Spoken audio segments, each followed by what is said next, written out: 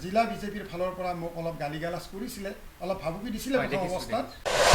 10 টকাৰ কলম সাংবাদিকতাৰ দোহাই দি যদি কাৰোবাৰ পৰা লোৱা বুলি কোনোবাই প্ৰতিষ্ঠা কৰিব পাৰে, মই অহাকালিয়ে সাংবাদিকতাৰ ক্ষেত্ৰখনৰ পৰা নিজে সন্যাস ল'ম। জয়ন্ত মল্ল বৰুৱাৰ দৰে ৰাজনৈতিক পথাৰখনত প্ৰথম খোজ দিয়া তেওঁলোকে তেতিয়া কংগ্ৰেছ কৰিছিলে। নমস্কাৰ, অসম 360ৰ বিশেষ অনুষ্ঠান আলোকপথলৈ সকলোকে স্বাগতম জনাইছোঁ। আজি আমাৰ অনুষ্ঠানৰ অতিথি এজন বিশিষ্ট সাংবাদিক।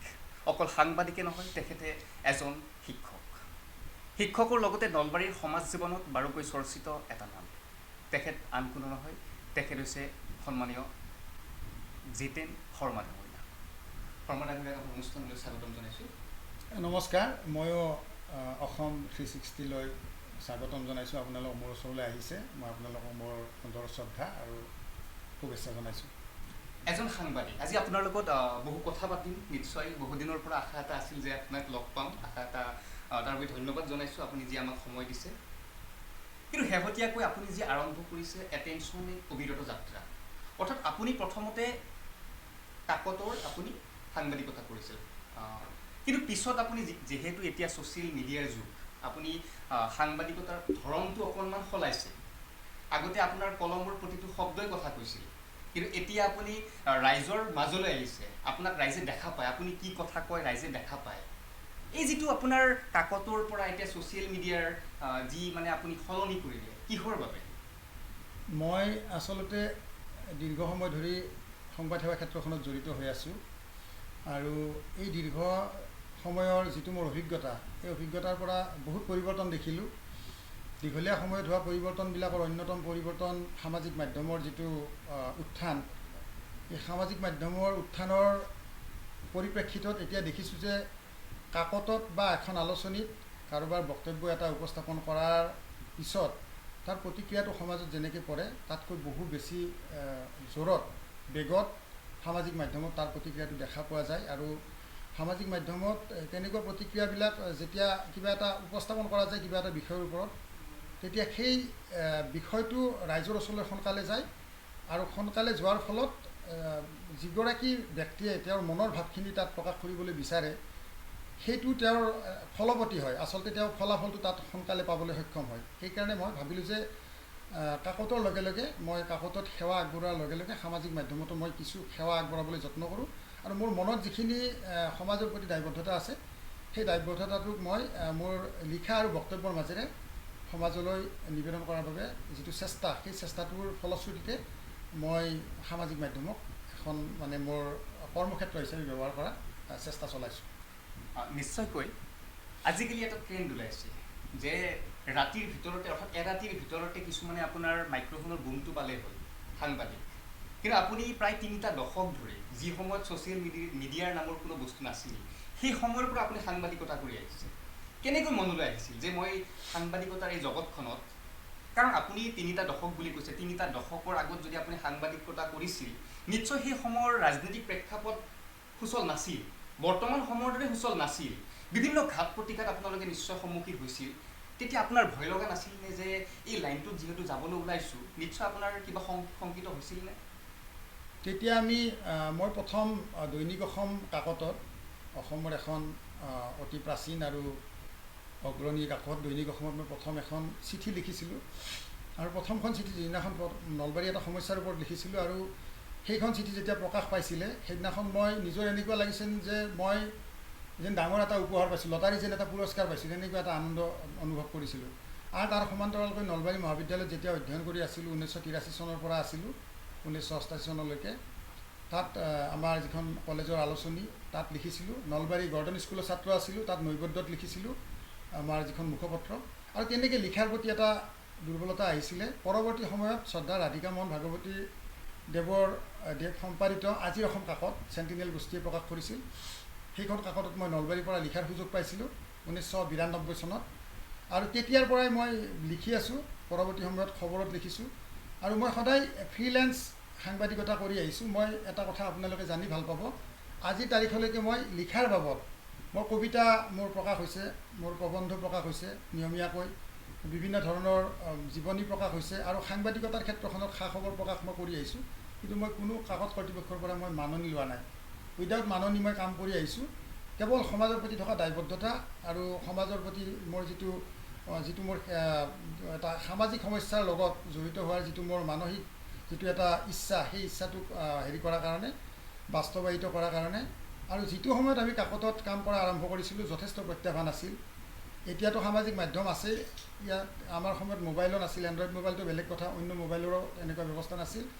আমি এটা সময়ত অসম আন্দোলনৰ সময়ত এতিয়া জাষ্ট পাৰ হৈছে, আলফাৰ চূড়ান্ত এটা উত্থানৰ সময়।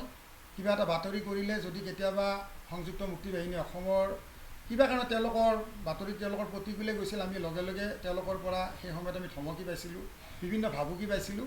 আৰু সমান্তৰালভাৱে আমি যদি সেনাবাহিনীৰ কিবা এটা বাতৰি কৰাওঁতে যদি সেনাবাহিনীয়ে তেওঁলোকৰ প্ৰতিকূলে যোৱা বুলি ভাবিছিল, সেনাবাহিনীৰ পৰাও আমি ভাবুকি পাইছিলোঁ। আনকি ঘৰলৈকে আহি সেনাবাহিনীয়ে আমাক ভাবুকি, সেনাবাহিনীৰ বিষয়াই বা সেনা জোৱানে আমাক ভাবুকি দিছিল। আৰু বহুত প্ৰত্যাহ্বান আছিল তেতিয়া। ৰাজনৈতিক হেঁচা আছিলে, কংগ্ৰেছৰ শাসনৰ সময় আছিল। আৰু সেই সময়ত ৰাজনৈতিক হেঁচা, সামাজিক হেঁচা, সেনাবাহিনীৰ হেঁচা, উগ্ৰপন্থী সংগঠনৰ হেঁচা, বিভিন্ন হেঁচা আছিল। কিন্তু ইমানখিনি হেঁচা থকাৰ পাছতো মনৰ জোৰ, সমাজৰ প্ৰতি থকা এটা দায়বদ্ধতা আৰু নিজৰ সমাজখনৰ প্ৰতি কিবা এটা কৰাৰ যিটো হাবিয়াস, অভিলাষা, সেই অভিলাষাৰ স্বাৰ্থত এই পথত ভৰি দিছিলোঁ। আৰু তেতিয়াৰ পৰা আজিলৈকে অবিৰতভাৱে কি কৰিব পাৰিছোঁ নাজানো, কিন্তু কৰাৰ চেষ্টা কৰি আহিছোঁ। আপুনি 3টা দশক ধৰি সাংবাদিকতা কৰি আহিছে, কিন্তু বিভিন্নজনে ক'ব খোজে যে শৰ্মা ডাঙৰীয়া এজন অকলশৰীয়া সাংবাদিক, অৰ্থাৎ আপোনাৰ সংগ তেনেই কম। এইটো আপুনি আপোনাৰ বিজয় বুলি ভাবে নে সাংবাদিক সমাজখনৰ ব্যৰ্থতা বুলি ভাবে? চাওক, এতিয়া আমি যদি চাওঁ, ভগৱান বুদ্ধই যেতিয়া সমগ্ৰ বিশ্বৰ জনগণৰ মংগলৰ কাৰণে ঘৰৰ পৰা ওলাই আহিছিল, তেতিয়াও তেওঁ প্ৰথম খোজটো তেওঁ অকলশৰে দিছিলে। নেলছন মেণ্ডেলাই দক্ষিণ আফ্ৰিকাৰ যিগৰাকী মহানায়ক আছিলে জাতীয় জীৱনৰ, তেওঁ 27 বছৰ 7 মাহ কাৰাৰুদ্ধ হৈ আছিলে। আৰু তেওঁ যিটো তাৰ স্বৈৰাচাৰী শাসন ব্যৱস্থাৰ বিৰুদ্ধে যিটো সংগ্ৰাম আৰম্ভ কৰিছিলে, তেতিয়া তেওঁ অকলশৰে তেওঁৰ সংগ্ৰাম আৰম্ভ কৰিছিলে। আৰু যাৰ ফলত তেওঁ 27 বছৰ 7 মাহ কাৰাৰুদ্ধ হ'ব লগা হৈছিলে। কিন্তু তাৰ পিছতো এদিনাখন তেওঁ প্ৰতিষ্ঠা লাভ কৰিছিলে আৰু তেওঁ জনগণক মুক্তিৰ সন্ধান দিবলৈ সক্ষম হৈছিলে। ঠিক তেনেকৈ ভগৱান বুদ্ধই দিবলৈ সক্ষম হৈছিলে। আৰু পৃথিৱীৰ বুৰঞ্জী যদি আমি চাওঁ, আমি দেখিব পাওঁ যে পৃথিৱীৰ বুৰঞ্জীত এনেকুৱা বহুত মনীষী আছে যিবিলাকে তেওঁলোকৰ জীৱনৰ যুদ্ধখন প্ৰথম অকলশৰে আৰম্ভ কৰিছিল আৰু পিছত তেওঁলোকৰ পিছফালে হেজাৰ হেজাৰ লক্ষ লক্ষ জনগণ থিয় দিছিল। মই কেতিয়াও নাভাবোঁ যে মই অকলশৰীয়া। মই এই দীঘলীয়া সময় সাংবাদিকতা কৰি আহিছোঁ। সাংবাদিকতাৰ ক্ষেত্ৰখনত মই মোৰ কলম নিগৰা যি শব্দ, সেই শব্দই মই ভাবোঁ যে সমাজক কিবা এটা দিবলৈ সক্ষম হৈছে। আৰু মই এটা প্ৰাপ্তি পাইছোঁ, মই মনৰ আনন্দ পাইছোঁ, মই মনত শান্তি পাইছোঁ যে মই সমাজৰ কাৰণে কিবা এটা কৰিব পাৰিছোঁ বুলি ভাবিছোঁ। সমাজ পৰিৱৰ্তনত সাংঘাতিক ধৰণৰ ৰূপান্তৰ আনিব নোৱাৰিলেও সমাজৰ বাবে যে কিবা এটা কিঞ্চিতমান হ'লেও কৰিব পাৰিছোঁ, এইটো মই ভাবোঁ। আৰু মই কেতিয়াও অকলশৰীয়া বুলি নাভাবোঁ। বৃহত্তৰ জনগণ, এই জনগণৰ ছাপোৰ্ট আছে। আৰু যদি বৃহত্তৰ জনগণৰ ছাপোৰ্ট নাথাকিলহেঁতেন, মই ভাবোঁ যে আজি আপুনি মোৰ ঘৰলৈকে নাহিলহেঁতেন। আজি আপুনি মোক নিশ্চয় মোৰ প্ৰতি এটা আস্থা বা মৰম বা কিবা এটা ভালপোৱা ভাৱ থকাৰ কাৰণে আপোনালোকে ভাবিছে যে জিতেন শৰ্মাৰ এটা মতামত, এটা অভিমত আমিও লওঁ। আপোনালোক আজি আহিছে। আৰু এই দীঘলীয়া যাত্ৰাত বৃহত্তৰ জনগণৰ যদি নিৰাপত্তাৰ আবেষ্টনী মোৰ লগত নাথাকিলহেঁতেন, মই কেতিয়াও আজিলৈকে এনেকৈ জিতেন শৰ্মা হৈ থাকিব নোৱাৰিলোহেঁতেন। গতিকে মই ভাবোঁ যে মই কেতিয়াও অকলশৰীয়া নহয়। আৰু সাংবাদিকতাৰ ক্ষেত্ৰখনত কোনোবাই মোক সংগ দিছে বা কোনোবা সতীৰ্থই মোক সংগ দিয়া নাই, এই কথাটো মই কেতিয়াও নাভাবোঁ। মোৰ লক্ষ্য এটাই, অৰ্জুনে যেনেকৈ মাছৰ চকুটোলৈ চাই তেওঁৰ ধনু তেওঁ নিক্ষেপ কৰিছিল, তেওঁৰ ধনুঘৰ তেওঁ যেনেকৈ স্থাপন কৰিছিল, তেনেকৈ মোৰ সদায় এটা মোৰ লক্ষ্য থাকে যে মোৰ সমাজত থকা যি অব্যৱস্থা, সামাজিক অন্যায়, দুৰ্নীতি, এই অব্যৱস্থা, দুৰ্নীতি, অন্যায় কেনেকৈ প্ৰতিহত কৰিব পাৰি, সেই লক্ষ্যটোলৈ মই আগবাঢ়োঁ। মোৰ লগত কিমানখিনি মানুহ থাকে বা কিমানখিনি মোৰ সহযাত্ৰী থাকে, সেইটো মোৰ লক্ষ্য নহয়। মই সদায় এটা কথা ভাবোঁ যে যদি মনৰ দৃঢ়তা থাকে, মনত যদি ভাল ইচ্ছা থাকে, মনত যদি সদ ইচ্ছা থাকে, তেতিয়া অকলেও বহুতখিনি কাম কৰিব পাৰি। তাৰ উদাহৰণ পৃথিৱীৰ বুৰঞ্জীত আমি অনেক পাবলৈ সক্ষম হওঁ। আমি আকৌ আহিছোঁ এটেনশ্যন এক অবিৰত যাত্ৰা। এই যিটো আপুনি ছ'চিয়েল মিডিয়াত নিজাববীয়াকৈ আৰম্ভ কৰিছে, সঁচাকৈ অতি সাহস লাগিব। কাৰণ এনেকুৱা আপুনি বিভিন্নজন শক্তিশালী বুলি ক'ব লাগিব। কাৰণ এজন ACS বা APS এজন বিষয়াৰ আপুনি যি তেওঁলোকে দুৰ্নীতি উদঙাইছে, নিশ্চয় সাহস নাথাকিলে নোৱাৰে। কাৰণ চৰকাৰৰ ছাপোৰ্ট থাকিব লাগিব তেওঁলোকৰ বিষয়ববীয়া। কিন্তু দেখা পাইছোঁ যে আপুনি উদঙোৱাৰ পিছতো বিভিন্ন দল সংগঠন অসমত বহুত আছে। এতিয়া জাতীয় দল সংগঠন বুলি ক'বলৈ অসমত অভাৱ নাই। অলিয়ে গলিয়ে চাৰিওফালে আপোনাৰ জাতীয় দল সংগঠন ওলাইছে। কিন্তু আপুনি প্ৰতিবাৰে তথ্য সহকাৰে দিছে, তাৰ পিছতো আপোনাক ছাপোৰ্ট যথেষ্টখিনি কম দেখা গৈছে। আপুনি এক প্ৰতিবাদী কাৰ্যসূচীও গ্ৰহণ কৰিছিলে নিশ্চয়, অকল জাতীয় দল সংগঠন বুলি নহয়, আমাৰ অসমত এতিয়া বিভিন্ন মিডিয়া আছে। গতিকে মিডিয়াৰো যিহেতু আপুনি নলবাৰী সাংবাদিক সন্থাৰ প্ৰেছ ক্লাবৰ আপুনি সভাপতিৰ দায়িত্বটো আছে নিশ্চয়, কিন্তু তাৰ পিছতো আপুনি সাংবাদিকসকলৰ যিটো ছাপোৰ্ট কৰিব লাগিছিল সেইখিনি কৰা নাই। ইয়াত কিবা আপোনাৰ ব্যৰ্থতা থকা বুলি ভাবে, নে কৌশলগত ব্যৰ্থতা থকা বুলি ভাবে, নে আপুনি সমাজৰ পৰা বেছি আশা কৰিছিল যে এই অনুষ্ঠানটোৰ সমাজৰ কিন্তু নিশ্চয় আপুনি ভালৰ কাৰণে কৰিছিলে? কি ক'ব এই ক্ষেত্ৰত? চাওক, এই কথাটোত মই কেতিয়াও ব্যৰ্থ হোৱা বুলি নাভাবোঁ, আৰু জনসমৰ্থন নোপোৱা বুলিও নাভাবোঁ। প্ৰথম অৱস্থাত জনসমৰ্থন পোৱা নাছিলোঁ, আৰু জনসমৰ্থন যেতিয়া কম বা বেছি এনেকুৱা এটা উত্থান পতন থাকে, জনসমৰ্থনক আশা কৰি মই কেতিয়াও মোৰ এই যিটো মানে মই কি বুলি ক'ম, এইটো সংগ্ৰাম বুলি ক'ম নে মোৰ প্ৰতিবাদী এটা ধাৰাৰ সৃষ্টি কৰাৰ কাৰণে আগবাঢ়ি অহা বুলি ক'ম, যি বুলি আপোনালোকে ভাবে, মই এইটো আৰম্ভ কৰিছিলোঁ যে দেখিছিলোঁ যে সীমাহীন দুৰ্নীতি, অন্যায়, ভ্ৰষ্টাচাৰে এনেকৈ ছানি ধৰিছে সমাজখনক, আমাৰ চৰকাৰী ব্যৱস্থাক, প্ৰশাসনক, ইয়াৰ যদি এটা প্ৰতিবাদ কৰা নহয় বা ইয়াৰ যদি এটা মুখামুখি হোৱা নাযায় এই ব্যৱস্থা, তেতিয়াহ'লে হয়তো পিছৰ প্ৰজন্মই, আমাৰ ভৱিষ্যত প্ৰজন্মই আমাক দোষাৰোপ কৰিব যে আপোনালোকে সমাজখনৰ কাৰণে একো নকৰিলে। আৰু সেইটো ভাবিয়েই মই কোনো প্ৰতিষ্ঠা নিজেই লাভ কৰাৰ কাৰণে বা কোনো ৰাজনৈতিক অভিলাষা বা সামাজিক প্ৰতিষ্ঠা লাভ কৰাৰ কাৰণে মই এই ৰাস্তাটোলৈ অহা নাছিলোঁ। কাৰণ এতিয়া মোৰ 60 বছৰ পাৰ হৈছে, মই এজন অৱসৰী শিক্ষক হয়। এতিয়া মই তেনেকৈ মোৰ ৰাজনৈতিক বা অন্য অভিলাষা পূৰণ কৰাৰ কোনো মোৰ সময়ো নাই, বয়সো নাই বুলি ভাবোঁ। কিন্তু মই এটা কথা ভাবোঁ যে জীৱন আৰু মৃত্যু মানুহে জীৱনত এবাৰেই পায়, মানুহে জীৱনো এবাৰ পায় আৰু মৃত্যুও এবাৰ পায়। জীৱন যেতিয়া এবাৰ পাইছোঁ, মৃত্যু এবাৰ পাম, আৰু সেই মৃত্যু হয়তো কোন মুহূৰ্তত আহে সেই মৃত্যুলৈ মানে আমি কেতিয়াও ক'ব নোৱাৰোঁ আমাৰ মৃত্যু কেতিয়া আহে। পাইছোঁ, মৃত্যু কেতিয়াবা পাম। গতিকে মই ভাবোঁ যে মৃত্যু অহাৰ আগত মোৰ বাকী থকা সময়খিনি, মই যেনেকৈ মোৰ এইখিনি সময় অতিবাহিত হোৱা সময়খিনি মই নিজেই কিবা এটা ভাল কাম কৰা বুলি আত্মসন্তুষ্টি লাভ কৰিব পাৰোঁ বা পাৰিছোঁ। বাকী থকা সময়খিনি মই সমাজৰ কাৰণে কিবা এটা কাম কৰি যাব পাৰিম বুলি মই ভাবিয়ে মই এই ৰাস্তাটোলৈকে আহিছোঁ। আৰু আমাৰ যিগৰাকী গুৰু, সাংবাদিকতা ক্ষেত্ৰখনৰ যিগৰাকী মহীৰো, প্ৰয়াত ৰাধিকা মোহন ভাগৱতীদেৱ, আমাৰ আজিৰ অসম কাকত আৰু দৈনিক অসম কাকতৰ তেখেত সম্পাদনাৰ দায়িত্বত আছিলে। তেখেতে আমাক এটা কথা শিকাইছিলে যে সাংবাদিকতাৰ ক্ষেত্ৰখন এটা বগা চলাৰ দৰে, সাংবাদিকতাটো এটা ভিত্তিটো এটা বগা চলাৰ দৰে, যাক পৰিধান কৰাটো সহজ, কিন্তু দীৰ্ঘ সময়লৈ তাক পৰিষ্কাৰ কৰি ৰখাটো অতিশয় কঠিন কাম। মই ভাবোঁ যে এটা বগা চলা যিহেতু পৰিধান কৰিছোঁ, এই বগা চলাটো আমৃত্যু নমৰালৈকে কেনেকৈ এবাৰ পৰিধান কৰিছোঁ, নমৰালৈকে কেনেকৈ ইয়াক পৰিষ্কাৰ কৰি ৰখাৰ কাৰণে চেষ্টা কৰিব লাগে, সেই চেষ্টাটো মই কৰিছোঁ। আৰু মই কিমানখিনি সফল হৈছোঁ ক'ব নোৱাৰোঁ, কিন্তু মই চেষ্টাটো অবিৰতভাৱে কৰিছোঁ।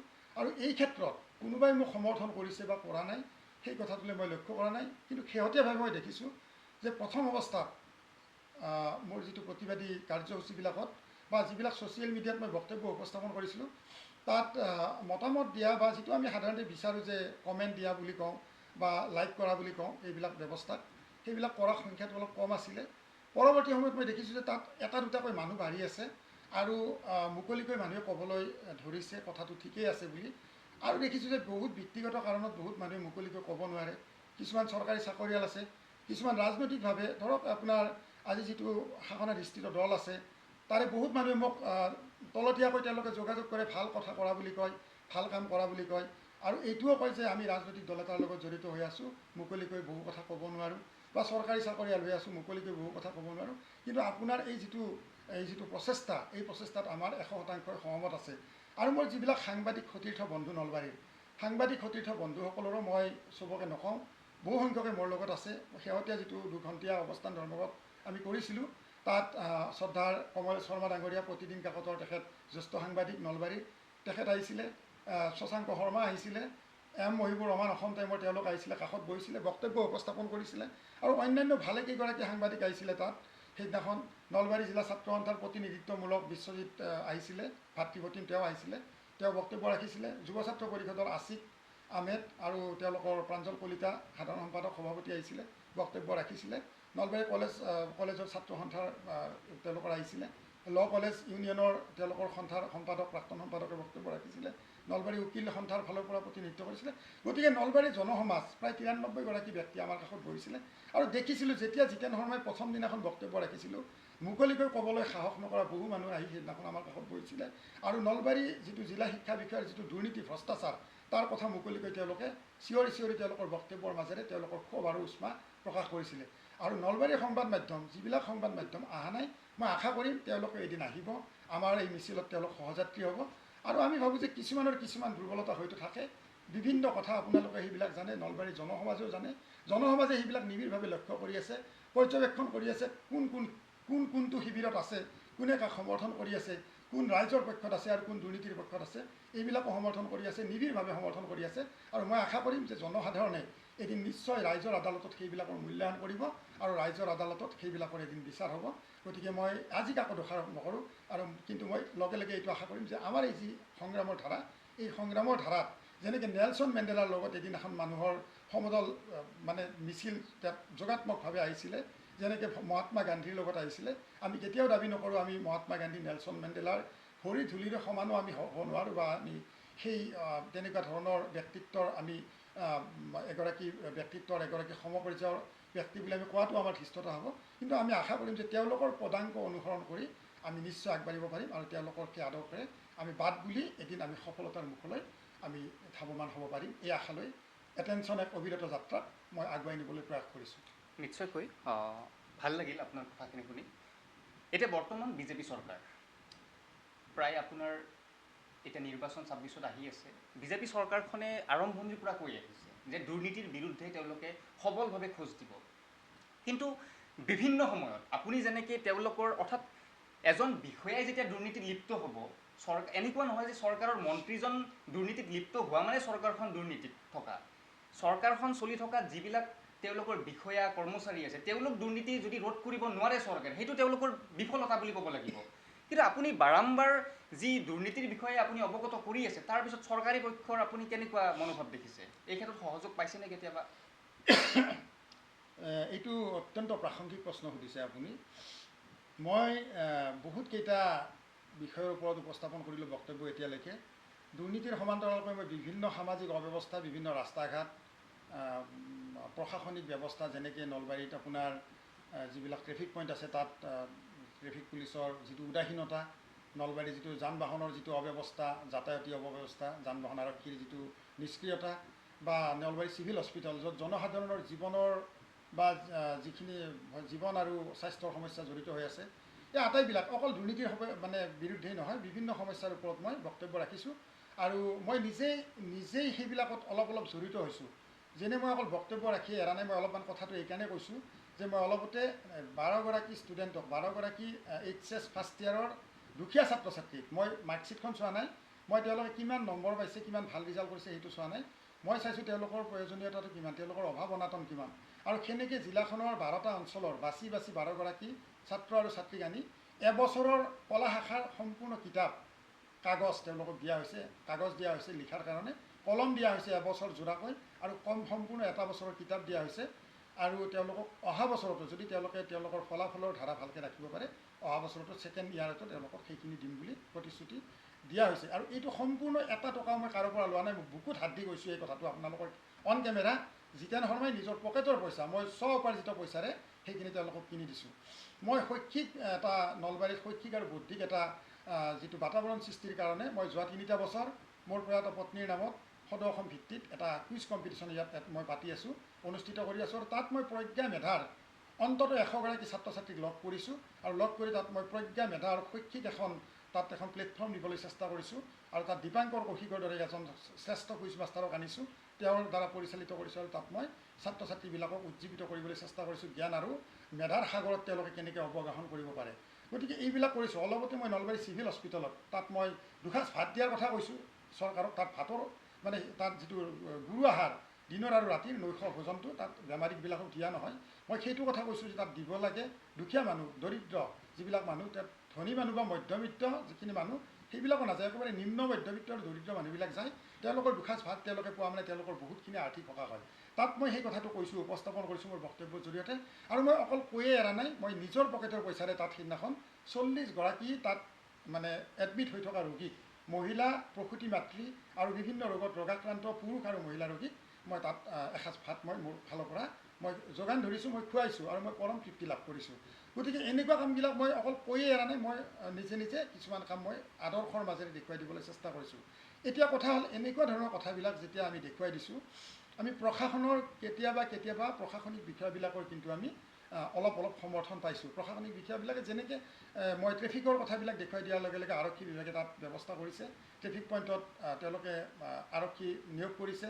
মই যান বাহনৰ এটা কথা দেখুৱাই দিছিলোঁ, তাত যান বাহনৰ যিটো যান জঁটৰ ব্যৱস্থাবিলাক আঁতৰোৱাৰ ব্যৱস্থা কৰিছে। বা অন্যান্য কিছুমান ৰাস্তা ঘাটৰ কিছুমান দেখুৱাই দিছিলোঁ, মই যিটো দীঘলী ব্লকৰ যিটো ৰাস্তা সেইটো দেখুৱাই দিয়াৰ পিছত কাম আৰম্ভ কৰিছে। অৱশ্যে সেইটো দেখুৱাই দিয়াৰ পিছত জিলা বিজেপিৰ ফালৰ পৰা মোক অলপ গালি গালাজ কৰিছিলে, অলপ ভাবুকি দিছিলে প্ৰথম অৱস্থাত, কিন্তু তেওঁলোকে পিছত হয়তো কথাটো বুজি পাইছে আৰু মই হয়তো স্পষ্ট বক্তব্য ৰাখিছিলোঁ। আৰু আপোনালোকে জানি ভাল পাব যে মোৰ এই যিটো ধাৰা এটেনশ্যন এক অবিৰত যাত্ৰা, এইটো কোনো ব্যক্তি বিশেষৰ বিৰুদ্ধে এই আন্দোলনটো নহয়, কোনো দল সংগঠনৰ বিৰুদ্ধে নহয়, কোনো সম্প্ৰদায় কোনো জাতিৰ বিৰুদ্ধে নহয়, কোনো চৰকাৰী এজেঞ্চিৰ বিৰুদ্ধে নহয়, কোনো চৰকাৰৰ বিৰুদ্ধে নহয়। মোৰ একমাত্ৰ এই আন্দোলনটো হ'ল, মোৰ এই সংগ্ৰামটো হ'ল একদম অন্যায় অব্যৱস্থা দুৰ্নীতিৰ বিৰুদ্ধে। য'তেই অব্যৱস্থা থাকিব, য'তেই দুৰ্নীতি থাকিব, তাতেই গৰজি উঠিব এটেনশ্যন এক অবিৰত যাত্ৰা। আজি সাময়িকভাৱে আমি এটা ইছ্যুত লাগি আছোঁ, এইটো এটা বিষয় চলি আছে। দুদিনকৈ মোক জিলা প্ৰশাসনে মাতি মোৰ সাক্ষ্য লৈছে আৰু মোৰ একাংশ মোৰ শুভাকাংক্ষীৰ সাক্ষ্য লৈছে। আৰু ইতিমধ্যে আপোনালোকে জানি ভাল পাব যে আমি এইটো আন্দোলন আৰম্ভ কৰাৰ পাছত, এই প্ৰতিবাদী ধাৰা আৰম্ভ কৰাৰ পাছত নলবাৰী জিলা প্ৰশাসনে কৰাৰ আগতে আপোনালোকে জানি ভাল পাব, একদম DSC মাধ্যমিক শিক্ষা সঞ্চালকৰ ফালৰ পৰা এটা অৰ্ডাৰ কৰি আমাৰ দাবী আছিলে সেইটোৱে এটা, ইয়াত যি শিক্ষা বিষয়াগৰাকীৰ এজেণ্ট ৰূপী দালাল ৰূপী একাংশ কৰ্মচাৰীয়ে বেলেগ স্কুলৰ দায়িত্বক অৱহেলা কৰি ইয়াত সোমাই থাকি যোৱা 2-2.5 বছৰে পইচা কালেকশ্যন কৰি আছে শিক্ষা বিষয়াগৰাকীৰ হৈ তেওঁলোকক ইতিমধ্যে যি মাধ্যমিক শিক্ষা সঞ্চালক মহোদয়ৰ নিৰ্দেশ মৰ্মে একেদিনাই তেওঁলোকক নিজৰ জাগালৈকে বিভিন্ন বিদ্যালয়ত, ত্ৰিহুৰ এখন বিদ্যালয়, আপোনালোকৰ বৰভাগৰ এখন বিদ্যালয়, এনেকৈ বিভিন্ন বিদ্যালয়লৈকে তেওঁলোকক অলৰেডি স্থানান্তৰিত কৰা হৈছে পূৰ্বৰ হেৰিলৈকে, পদবীলৈকে। আৰু ইয়াত তেওঁলোকক নতুন মানুহ দিয়াৰ যোজা চলিছে। গতিকে আমি এইটো ভাবোঁ যে আমাৰ এইটো এটা সফলতাৰ প্ৰথম খোজ। আমি এইটো নাভাবোঁ যে সফলতাটো একেদিনে আহিব বুলি আমি ভবা নাই। ইমান মজবুত হৈছে দুৰ্নীতিৰ শিপাডাল, ইমান শক্তিশালী হৈছে যে দুৰ্নীতিৰ গছডাল লৰাই দিয়াটো, এটা কোবত লৰাই দিয়াটো অতিশয় কঠিন কাম বুলি আমিও জানো। আমি ভাবিছোঁ যে আমি অন্ততঃ দুৰ্নীতিৰ গছডালৰ এটা ঠানি, এটা ঠেঙুলি লৰাবলৈ আমি সক্ষম হৈছোঁ। আৰু সেই সফলতাটোক মূলধন কৰি লৈ পৰৱৰ্তী খোজটো আমি দিম। নলবাৰীৰ বৃহত্তৰ জনসাধাৰণক আমি ল'ম, নলবাৰীৰ আপোনালোকৰ দৰে সাহসী সংগ্ৰামী যোদ্ধাসকলক ল'ম, ডেকা শক্তিসকলক ল'ম। আৰু আপোনালোকে এটা কথা জানি ভাল পাব, মোৰ লগত এতিয়া বহুত ফলোৱাৰ্ছ হৈছে, মোৰ বহুত ডেকা বন্ধু আহিছে। বহুত ডেকা বন্ধুৱে কৈছে যে জিতেন দা বা জিতেন শৰ্মা মহোদয়, আমি আপোনাৰ লগত আছোঁ, আমি আপোনাৰ লগত আছোঁ, আপোনাৰ এই সংগ্ৰামী ধাৰাত আমি আছোঁ, নতুন প্ৰজন্ম আছে, আপুনি ভয় নকৰিব। 24x7 আপুনি যেতিয়াই বিচাৰে, 24 ঘণ্টাৰ যেতিয়াই বিচাৰে, যি মুহূৰ্তত বিচাৰে আমি আপোনাৰ কাষত থিয় দিম, আপোনাৰ সতীৰ্থ হিচাপে থিয় দিম। আৰু ইয়াতকৈ ডাঙৰ প্ৰাপ্তি মোক একো নালাগে। নতুন তেজ, নতুন ডেকা শক্তি আহি মোৰ ওচৰত থিয় দিছে আৰু সেইবিলাকৰ মোৰ পাৰ্চনেলি কণ্টেক্ট তেওঁলোকে নম্বৰ দিছে, সেই নম্বৰবিলাক মই সংগ্ৰহ কৰিছোঁ। আৰু মই আশা কৰিম যে এই আমাৰ যিটো ধাৰাত আমাৰ এই নতুন ডেকা শক্তি যেতিয়া থাকিব, মোৰ সংগ্ৰামখন আগুৱাই যাব। আৰু এদিন মোৰতো এতিয়া বয়স হৈছে, মই ভাবিম যে মই সংগ্ৰামী ধাৰা যেতিয়া মই যদি নোৱাৰোঁ, মই এই ডেকা শক্তিৰ হাতত এদিন অৰ্পণ কৰিম। আৰু সেই মোৰ এই ধাৰাটোক তেওঁলোকে দুগুণ জোৰত সমাজৰ মাজলৈ লৈ যাব আৰু আমাৰ সমাজখন এদিন ফুলে ফলে জাতিষ্কাৰ হৈ উজ্বলি উঠিব। দুৰ্নীতিক আমি একেবাৰে শেষ কৰিব নোৱাৰিলেও আমি কিন্তু দুৰ্নীতিক প্ৰতিহত কৰাৰ বাবে যিটো চেষ্টা, সেই চেষ্টাটো বাধা দিব পাৰিম। আজি এটা ভাল লাগিব, যি 5গৰাকী ব্যক্তিক ইয়াৰ পৰা আঁতৰ কৰা হৈছে, সেই 5গৰাকী ব্যক্তিৰ ঠাইত আপোনালোকে হয়তো মোৰ লগত একমত হয়তো হ'ব, তাত যিকেইগৰাকী ব্যক্তি আহি ইয়াত আজি বহিব সেইকেইখন চকীত, তেওঁলোকে নিশ্চয় আগৰ ফিডবেকটো লৈ বহিব যে ইয়াৰ মানুহকেইজন ইয়াৰ পৰা যে আঁতৰিলে, তেওঁলোকৰ ট্ৰেন্সফাৰটো কি কাৰণত হয়। সাধাৰণতে এইটো এটা কমন টেণ্ডেঞ্চি মানুহৰ, আগৰ মানুহকেইজন ক'লৈ গ'ল, কিয় গ'ল। তেওঁলোকে যেতিয়া জানিব যে আগৰ মানুহকেইজন এনেকুৱা এটা প্ৰতিবাদৰ সন্মুখীন হৈ, প্ৰতিবাদৰ তিষ্ঠিব নোৱাৰি তেওঁলোকে ইয়াৰ পৰা আঁতৰ হৈছে, তেতিয়া তেওঁলোকে নিশ্চয় তেওঁলোকৰ যিখিনি কাম, সেই কামখিনি কৰোঁতে তেওঁলোক সজাগ হ'ব, সচেতন হ'ব। তেওঁলোকে জনসাধাৰণক, তেওঁলোকে অৱসৰী শিক্ষকসকলক, কোনোবা অৱসৰী শিক্ষক আহি মোৰ লগত থকা নাই সেইটো ডাঙৰ কথা নহয়, কিন্তু সেই অৱসৰী শিক্ষকসকলৰ যি হেৰুৱা স্বাভিমান, হেৰুৱা সন্মান আৰু তেওঁলোকৰ যি আৰ্থিক নিৰ্যাতন নিপীড়ন হৈছিলে, তাৰ পৰা নিশ্চয় অহা দিনবিলাকত সেই শিক্ষকসকলে মুক্তি পাব। গতিকে মই ভাবোঁ যে এনেকুৱা ধৰণৰ কামবিলাকত সদায় এটা ইতিবাচক দিশ আছে। ইতিবাচক দিশটো আমি হয়তো অলপ পাওঁতে বা ইতিবাচক ফলাফলটো পাওঁতে অলপ পলম হ'ব পাৰে, কিন্তু আমি সদায় আশাবাদী আৰু সেই আশাক লৈ আমি সদায় আগুৱাই যাম বুলি আমি ভাবি এনেকুৱা ধৰণৰ কামবিলাকত জড়িত হৈ আছোঁ। নিশ্চয়কৈ। আৰু এটা কথা ক'ব পাৰিম নেকি? নিশ্চয়। আৰু যিটো আমি দেখিছোঁ যে চৰকাৰৰ যিটো আপুনি সুধিছিলে এটা ভাল প্ৰশ্ন, ৰাজনৈতিকভাৱে আমি আজিলৈকে কোনো ধৰণৰ এইটো কি বুলি কয় তেওঁলোকৰ সঁহাৰি পোৱা নাই। নলবাৰীৰ সন্মানীয় বিধায়ক মহোদয় যিগৰাকী জয়ন্ত মল্ল বৰুৱা মোৰ ভাতৃপ্ৰতিম। জয়ন্ত মল্ল বৰুৱাই যেতিয়া তেওঁ ৰাজনৈতিক কুচকাৱাজ নলবাৰীত আৰম্ভ কৰিছিলে, আজি অন কেমেৰা মই কৈছোঁ, তেখেতে যদি পাৰে, তেখেতৰ যদি এইটো ক'বলৈ যদি তেখেতৰ মোৰ দৰে যদি ক'বলৈ তেখেতৰ কি বুলি কয় এইটো তেখেতৰ দৃঢ়তা আছে, তেখেতে এইটো অস্বীকাৰ কৰক অন কেমেৰা, আপোনালোকে অনুষ্ঠান পাতক তেখেতৰ লগত। তেখেতে এনেকুৱা এটা সময় গৈছিলে যেতিয়া নলবাৰীৰ থানা চকত মোৰ বন্ধুবৰ কমলেশ শৰ্মা জ্যেষ্ঠ সাংবাদিক নলবাৰীৰ প্ৰতিদিনৰ, মই তেতিয়া ইলেক্ট্ৰনিক মিডিয়া নাছিলে, আজিৰ যিবিলাক সাংবাদিকে টহল দি আছে থানা চকত বা নলবাৰীৰ বিভিন্ন প্ৰান্তত, সেইবিলাক নাছিলে, এইবিলাক কেঁচুৱা আছিল তেতিয়া যেতিয়া আমি সাংবাদিকতাৰ ক্ষেত্ৰখনত আহিছিলোঁ। জয়ন্ত মল্ল বৰুৱাৰ দৰে ৰাজনৈতিক পথাৰখনত প্ৰথম খোজ দিয়া তেওঁলোকে তেতিয়া কংগ্ৰেছ কৰিছিলে, জিলা সেৱা দল নে কিবা তেওঁ জিলা সভাপতি আছিলে, ত'ত দেখোন এখন মিটিং কৰিছিলে, আৰু মিটিং কৰি তেতিয়া পোষ্টকাৰ্ড চাইজৰ ফটো, মিটিঙৰ ফটোবিলাক পোষ্টকাৰ্ড চাইজত আহিছিলে, সেই ফটোবিলাক দিয়ে, অলপ কাগজত লিখি দিয়ে জিতেন দা, কমলেশ দা এইখিনি অনুগ্ৰহ কৰি পঠাই দিব। আমি এইবিলাক লিখোঁ, ৰাতি কাগজত লিখোঁ, আৰু ফটোখন আমি লগাই তাৰ লগত আঠা লগাই আমি ডাকত পঠাই দিওঁ, কুৰিয়াৰত পঠাই দিওঁ, 3 দিন 4 দিন পিছত সেইবিলাক ওলায়। আৰু সেই জয়ন্ত মল্ল ডাঙৰীয়াই তেতিয়া আহি 3 দিন 4 দিন পিছত এই নলবাৰী থানা চকতে, আম্বেদকাৰ চক তেতিয়া নাছিলে, আমাক লগ ধৰি সৌজন্যতামূলকভাৱে কেতিয়াবা একাপ চাহ খাওঁ আমি একেলগে, চাহ একাপ খুৱাই অৱশ্যে। আমি ভেটি ভূটা লোৱা নাছিলোঁ, তেখেতৰ সাহস নাই, তেখেতৰ সেই মানসিক দৃঢ়তা নাই যে এটা কলম জিতেন শৰ্মাই তেখেতৰ পৰা জীৱনত লৈছে সাংবাদিকতাৰ ক্ষেত্ৰখনত থাকি কিবা এটা নিউজ লিখাৰ কাৰণে পাৰ্চনেল কিবা ব্যক্তিগত কিবা মই আজি সুবিধা লৈছোঁ বুলি তেখেতৰ ক'বলৈ তেখেতৰ সেইটো দৃঢ়তা নাই। মই বুকুত হাত দি ক'ব পাৰোঁ, এটা কলম লোৱা বুলি তেখেতে বুকুত হাত দি মই ক'ব পাৰোঁ, তেখেতে ক'ব নোৱাৰে জিতেন শৰ্মাদাক এটা কলম দিছোঁ জীৱনত। আৰু তেতিয়া তেখেতসকলৰ সেই ৰাজনৈতিক উত্থানত আমি সহায় কৰিছিলোঁ। কিন্তু দুখটো ইয়াতে যে এতিয়া সেইগৰাকী জয়ন্ত মল্ল বৰুৱাক ফোন কৰিলে ফোনত নাপাওঁ, আমাৰ ফোন তেখেতসকলে ৰিচিভ নকৰে। তেখেতসকলেতো নকৰে, তেখেতসকলৰ যিবিলাক তলতীয়া দায়িত্ববাহী জিলা বিজেপিয়ে হওক বা অন্যান্য যিবিলাক জিলা বিজেপিৰ তলৰ যিবিলাক মণ্ডল বিজেপি বা অন্যান্য মানে বিজেপিৰ যিবিলাক নেতা আছে, সেই নেতাবিলাকক আমি কেতিয়াবা ভাবোঁ যে আমাৰ মনৰ, আমাৰ হৃদয়ৰ আমি দেখি থকা সামাজিক অব্যৱস্থাৰ কথাবিলাক আমি তেখেতসকলক কওঁ, আৰু তেখেতসকলে নিশ্চয় আমাৰ কথাবিলাক শুনি কিবা এটা ব্যৱস্থা কৰিব। আমি সেই কথাটো ভাবোঁ, আমি ভাবোঁ যে আমি লিখাৰ লগে লগে বা আমি কোৱাতকৈ তেখেতসকলে ক'লে, তেখেতসকল যিহেতু শাসনাধিষ্ঠিত দল এটাৰ তেখেতসকল মানে প্ৰতিনিধি, তেখেতসকলে ক'লে হয়তো অফিচাৰবিলাকে বিষয়াবিলাকে গুৰুত্ব দিব, সেই ভাবি আমি তেখেতসকলৰ ওচৰ চাপিবলৈ চেষ্টা কৰোঁ। কিন্তু দুৰ্ভাগ্যৰ বিষয় তেখেতসকলে কেতিয়াও সেই কথাটো শুনাটো দূৰৰ কথা, তেখেতসকলে আমাৰ ফোনেই ৰিচিভ নকৰে। আৰু তেতিয়া আমাৰ উপায় নোহোৱা হয়, আমি লিখিব লগা বাধ্যত পৰোঁ। কিন্তু তেখেতসকলে যেতিয়া কথাবিলাক ওলাই যায়, তেতিয়া ফোন ৰিচিভ নকৰা মানুহবিলাকে ফোনত কিন্তু আমাক ধমকি দিয়ে, ভাবুকি দিয়ে, বিভিন্ন ধৰণৰ ককৰ্থনা কৰে, ফেচবুকত বিভিন্ন কথা লিখে। এগৰাকী অলপতে এজন বিজেপি কৰা বন্ধু এজনে লিখিছে যে মহাশয় আপুনি হোৱা আঞ্জাত নিমখ দিবলৈ আহিছে, তাৰমানে জিতেন শৰ্মাই হোৱা আঞ্জাত নিমখ দিছে, তাৰমানে ৰাস্তা এটা হোৱা নাছিলে। মই সেই কথাটো কৈ দিলোঁ। তেওঁলোকে এনেকুৱা ধৰণৰ কিছুমান তেওঁলোকে বুদ্ধি সাজে যে ৰাস্তাটো হোৱা নাই, আজি 2 বছৰ হোৱা নাই, 1.5 বছৰ হোৱা নাই, 2.5 বছৰ হোৱা নাই, আমাক জনসাধাৰণে মাতি নি অভিযোগটো দিয়ে। এগৰাকী সংবাদকৰ্মী আৰু জনসাধাৰণৰ মাজৰ যোগসূত্ৰটো আপোনালোকে জানে, যাক বিশ্বাস কৰে জনসাধাৰণে বুকুৰ আপোন বুলি ভাবে।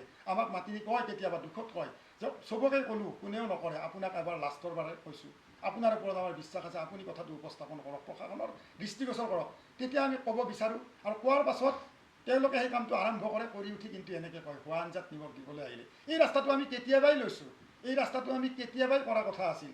যদি কেতিয়াবাই কৰা আছিল, মই সেই মহাশয়সকললৈ মোৰ প্ৰশ্ন, আজি 2.5 বছৰে জীয়াটো কিয় ভোগালে আপোনালোকে জনসাধাৰণক, জমৰ যাতনা কিয় দিলে আপোনালোকে জনসাধাৰণক?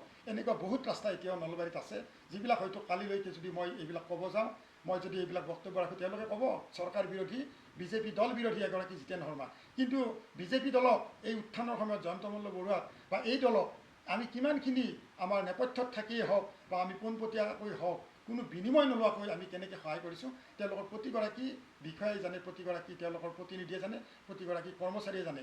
আৰু এই ক্ষেত্ৰত যিহেতু আজি এটা মই ইয়াত মাধ্যম পাইছোঁ, এটা অ'পেন প্লেটফৰ্ম পাইছোঁ, মই অসমৰ মুখ্যমন্ত্ৰীলৈ এটা আহ্বান জনাব খুজিছোঁ। মই এনেও ইয়াৰ পিছত এটা বক্তব্য মই ৰাখিম বুলি ভাবিছোঁ, কিন্তু আপোনালোকৰ জৰিয়তে মই সেই বক্তব্যটো ৰাখিব বিচাৰিছোঁ যে মাননীয় মুখ্যমন্ত্ৰী মহোদয়, আপুনি এবাৰ চাওক নলবাৰীত কি হৈ আছে, অসমৰ বিভিন্ন প্ৰান্তত কি হৈ আছে। আপুনিতো সদায় কথা কয় যে আপুনি কেতিয়াও দুৰ্নীতিক প্ৰশ্ৰয় নিদিয়ে, আপুনি কেতিয়াও অন্যায় অব্যৱস্থাক আপুনি সহ্য নকৰে, কিন্তু আপুনি তেনেকৈ কোৱাৰ পিছতো, আপুনি এখন সুন্দৰ অসমৰ নিৰ্মাণ কৰাৰ কথা স্বপ্ন দেখি থকাৰ পাছতো আপোনাৰ সেই সপোনক কেতিয়াবা ক'ৰবাত নহয় ক'ৰবাত আপোনাৰ সতীৰ্থসকলে মুখিমূৰ কৰি আছে নেকি? আপুনি এইবিলাক পৰ্যবেক্ষণ কৰক, আপুনি পৰ্যবেক্ষণ কৰক। নলবাৰী জিলাত এগৰাকী শিক্ষক আপুনি কৈছিলে, আপোনাৰ চৰকাৰখনে কৈছিলে যে এগৰাকী শিক্ষকে বা এগৰাকী চৰকাৰী কৰ্মচাৰীয়ে তেওঁ অৱসৰৰ দিনাখনে তেওঁৰ যিবিলাক পাৰিতোষিক পাব লগা ধন, পাব লগা সা সুবিধা সেইবিলাক তেওঁলোকক দিয়া হয়, তেওঁলোকে পোৱা হয়। আপুনি চাওক, জিতেন শৰ্মালৈ চাওক, মই আজি অ'পেন কৈছোঁ, আজি 7 মাহলৈকে সোমাল। মোৰ 3গৰাকী উচ্চ শিক্ষিত ছোৱালী, মই 3গৰাকী ছোৱালীক, এগৰাকী গুৱাহাটী আইন মহাবিদ্যালয়ত পঢ়াই আছোঁ, এগৰাকী মোৰ ইংৰাজীত গুৱাহাটী মহাবিদ্যালয়ৰ পৰা স্নাতকোত্তৰ ডিগ্ৰীলৈ সসন্মানে প্ৰথম শ্ৰেণীৰ স্নাতকোত্তৰ হৈছে, এতিয়া তেওঁ ডিচেম্বৰত নেট দিব। এগৰাকী MSCত তেওঁ প্ৰথম শ্ৰেণীৰ ডিষ্টিংশ্যন সহ তেওঁ এগ্ৰি BSc পাছ কৰিছে, এতিয়া তেওঁ যোৰহাটত এণ্ট্ৰেঞ্চত প্ৰথম হৈছে, গোটেই যোৰহাটৰ ইউনিভাৰ্চিটিৰ ভিতৰত প্ৰথম হৈ তেওঁ MSCত এডমিশ্যন লৈছে। 3গৰাকীকৈ কন্যাক, মোৰ পত্নী ঢুকাইছে 3 বছৰ আগত, চেন্নাইলৈকে মই 5 বাৰ তেওঁক নিছোঁ। কিমান মই ধাৰত পৰি আছোঁ, কিমান দিনত পৰি আছোঁ। আজি মই অৱসৰী 7 মাহ হ'ল, 7 মাহৰ লগে লগে 7 মাহ আগতে মোৰ দৰমহা টকাকেইটা বন্ধ হৈছে। আপোনালোকে কিমান দুৰ্নীতিগ্ৰস্ত বিষয়াক নলবাৰীত ৰাখিছে, অন কেমেৰা কৈছোঁ। আজি 7 মাহলৈকে মই মোৰ পেঞ্চনৰ কিয় কামখিনি হোৱা নাই, মোৰ পেঞ্চনৰ পইচাকেইটা মই কিয় পোৱা নাই, আপোনালোকে তদন্ত কৰক। মইতো চিঞৰি চিঞৰি কৈছোঁ, 120 দিন ইয়াত মোৰ ফাইল পৰি থাকিল, আৰু যেতিয়া 120 দিনলৈকে মোৰ ফাইল পৰি থাকিল, 120 দিনলৈকে মোৰ ফাইল পৰি থকাৰ এটাই কাৰণ যে মই পইচা দিয়া নাই, তাত পইচা নিদিলোঁ। আৰু পইচা নিদিয়াৰ কাৰণে তেওঁলোকে জেদ পাতি, তেওঁলোকে অন্য শিক্ষকবিলাকে পইচা দিয়ে, মই কিয় পইচা দিয়া নাই, তেওঁলোকে জেদ পাতি 120 দিনলৈকে তাত মোৰ ফাইল তেওঁলোকে চোৱা নাছিলে। 120 দিনৰ দিনা 16 জুলাই 2025 দিনাখন, যিদিনাখন মই ফেচবুকত প্ৰথমটো বক্তব্য চৰকাৰী ব্যৱস্থাৰ বিৰুদ্ধে, প্ৰশাসনৰ বিৰুদ্ধে যিটো প্ৰথমটো বক্তব্য উপস্থাপন কৰিছিলোঁ, 16 জুলাইৰ দিনাখন মোক তালৈকে মাতি নিয়া হৈছিল।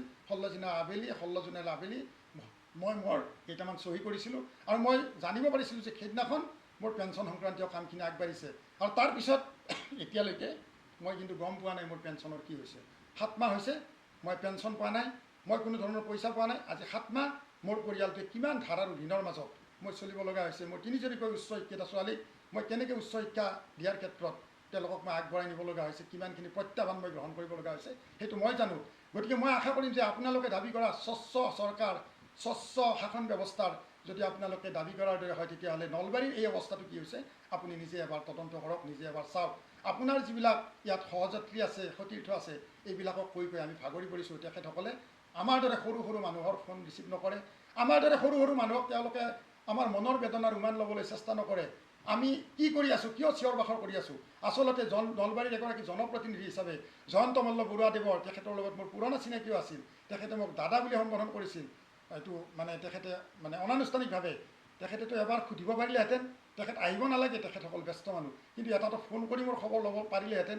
এইকাৰণে খবৰ ল'ব পাৰিলেহেঁতেন যে মই নলবাৰীৰ এগৰাকী সন্মানীয় ভোটদাতা হওঁ, মোৰ পৰিয়ালৰ প্ৰত্যেকগৰাকীৰে ভোট আছে, আমি এক স্বাধীন দেশৰ নাগৰিক, আমাৰ গণতান্ত্ৰিক অধিকাৰ আছে। আমাৰ জনপ্ৰতিনিধিগৰাকীৰ দায়িত্ব নাই নেকি আমাৰ পৰিয়ালটোৰ প্ৰতি? আমি যদি আজি খাবলৈ নাপায়, আমি যদি আজি চিকিৎসাৰ অভাৱ, এতিয়া মোৰ 60 বছৰ হৈছে, মোৰ বিভিন্ন বেমাৰত মই আক্ৰান্ত, মই বহুমূত্ৰ ৰোগত আক্ৰান্ত, মই অলপ কাৰ্ডিয়েক মই আক্ৰান্ত হৈ আছোঁ। গতিকে মোৰ যদি আজি এটা কিবা হৈ যায়, মোৰ চিকিৎসাৰ অভাৱত মোৰ কন্যাকেইজনীয়ে মোক ক'ত চিকিৎসা কৰিব? এই কথাবিলাক আপোনালোকৰ দায়িত্ব নাই নেকি? কেৱল ভোটৰ সময়ত আপোনালোকে আমাক মনত কৰে নেকি? গতিকে এইবিলাক কথা কৈছোঁ, আপোনালোকৰ জনপ্ৰতিনিধিসকলৰ এই দায়িত্ববিলাক আপোনালোকে থাকিব বুলি ভাবোঁ। আৰু অহা নিৰ্বাচনলৈ আৰু 5টা মাহ আছে, বেছি সময়ো নাই।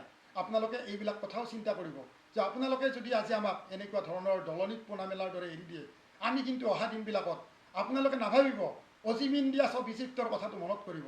অজিম ইণ্ডিয়াছ অফ ইজিপ্তৰ মহাপ্ৰতাপী ৰজাগৰাকী, তেওঁৰ ক্ষমতাৰ যিটো দম্ভ, সেই ক্ষমতাৰ দম্ভত তেওঁ বহুত ডাঙৰ ডাঙৰ কথা কৈছিলে। জনসাধাৰণক তেওঁ পণ্য বুলি গণ্য কৰিছিলে, জনসাধাৰণক তেওঁ ভৰিৰ তলত অৱদমিত কৰি ৰাখিছিলে। কিন্তু সেই অজিম ইণ্ডিয়াছ অফ ইজিপ্ত এদিন ইজিপ্তৰ বালিৰ মাজত তেওঁৰ যিটো প্ৰতিমূৰ্তি, সেই প্ৰতিমূৰ্তি বালিৰ মাজত পত গৈ আছিল। আৰু সেই ইজিপ্তৰ যি অহংকাৰ, সেই দম্ভ ইজিপ্তৰ জনসাধাৰণৰ ভৰিৰ তলত এদিন ভূলুণ্ঠিত হৈ পৰিছিল। গতিকে জনসাধাৰণৰ শক্তি, অমোক শক্তিক আপোনালোকে অবিশ্বাস নকৰিব, অমান্য নকৰিব, এইটো কাটৰ অনুৰোধ। আপোনালোকে এতিয়াও কথাবিলাক ভাবক। অসমৰ এগৰাকী সৰ্বশ্ৰেষ্ঠ মুখ্যমন্ত্ৰী বুলি আপুনি দাবী কৰে, আপুনি নলবাৰীত আমাৰ দৰে জিতেন শৰ্মাৰ দৰে এনেকুৱা কিমানখিনি শিক্ষক আজি এইটো কাৰ্যালয়ৰ কেঁকোৰা চেপাত পৰি আমি এনেকৈ জীৱনৰ এটা এটা ক্ষণ আমি নিপীড়িত, নিষ্পেষিত হৈ আছোঁ। এই কথাবিলাকো আপোনালোকে চাওক। আৰু যদি এনেকুৱা ধৰণৰ কথাবিলাক চোৱা নহয়, আমাৰ এই যিটো সংগ্ৰামী ধাৰা, এই সংগ্ৰামী ধাৰাক কিন্তু কেতিয়াও কোনো ধৰণৰ ভাবুকি, কোনো ধৰণৰ বাধাই স্তব্ধ কৰিব নোৱাৰে। আমাৰ এই অনিৰুদ্ধ গতি আমি অবিৰতভাৱে চলাই যাম। মুখ্যমন্ত্ৰী ডাঙৰীয়াক ক'ব বিচাৰিছোঁ, এয়া এগৰাকী পিতৃৰ কথা বুলি ক'ব বিচাৰিছোঁ।